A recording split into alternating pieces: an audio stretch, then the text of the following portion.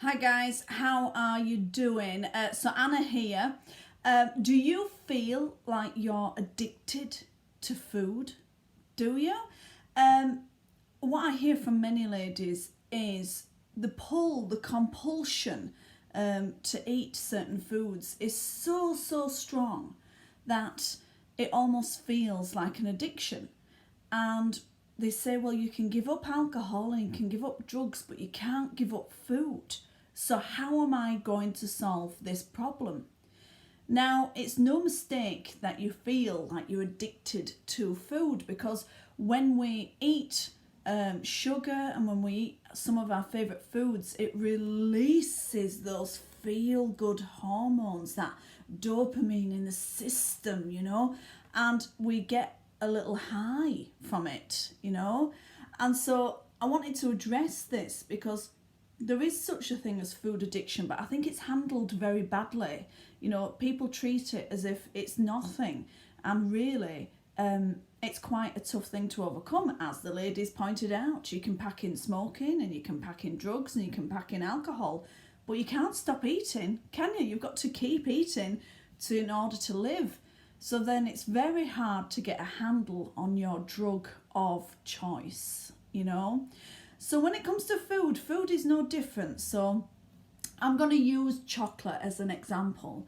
It might have been from years ago. You might have got a handle on this years ago when you had a taste of chocolate and you got that sugar high and you felt really good and it tasted so great and you liked the feeling of it in your mouth, and it might have started there, yeah? But then after a while, one chocolate bar just wasn't enough. Then to get that same sensation, that same relief, you have to have two. And then you have to have three. And then you have to have four. And then before you know it, you're binging.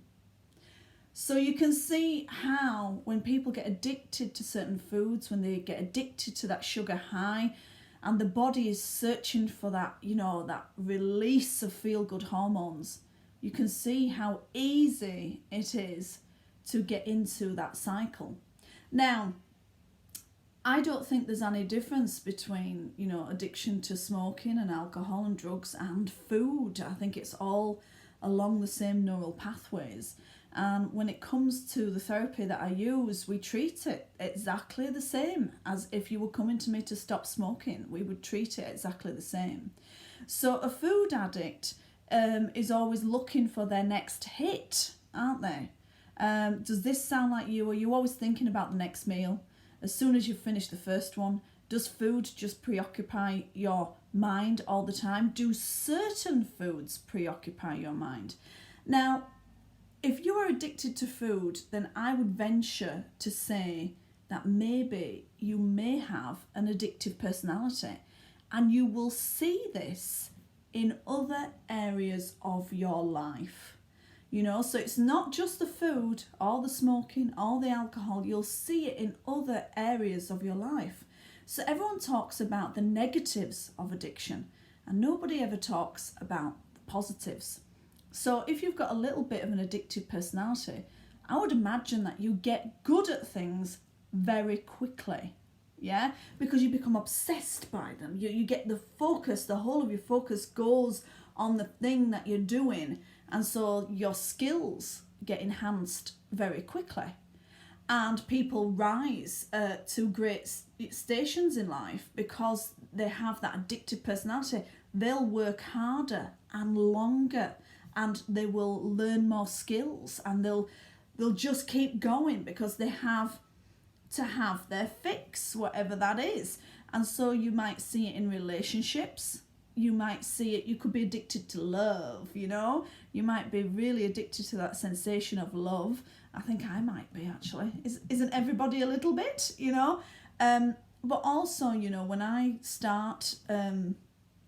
started learning Pilates, I'd done Pilates as a dancer, but then when I started training in it, I did get good at it very quickly because I just was obsessed and I was so focused and I just went for it. And so I see this in other people that might have slightly addictive personalities, So we know what the negatives are of having an addictive personality, and we know what the positives are. The thing is, we have got to change your neural pathway to something that is better for you.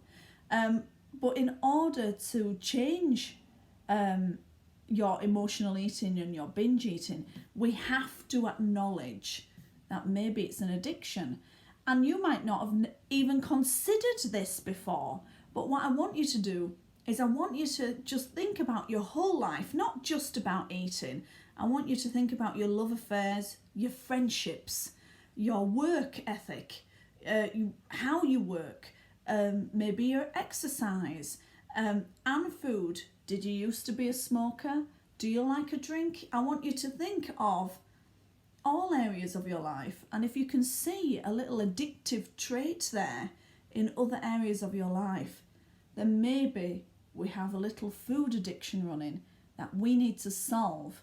And if we can solve that, if we treat it as such, then we can solve it and we can move on from it. But I just want you to do a little bit of self-analysis here. It's good to do that, you know.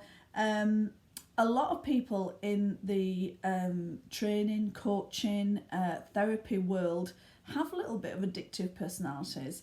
I want to use, let's see, Davina McCall, for example.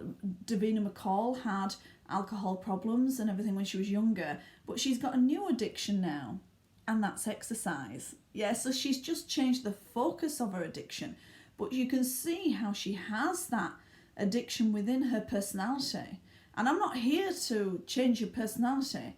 I'm here to use it to my advantage, because there are positives to having an addictive personality, just like there's negatives. And that's the same for all kinds of personalities. There's positives and there's negatives. So I want you to look at this for yourself, and I want you to analyse yourself and ask yourself, do I have an addictive personality? Does it feel like I'm addicted to food?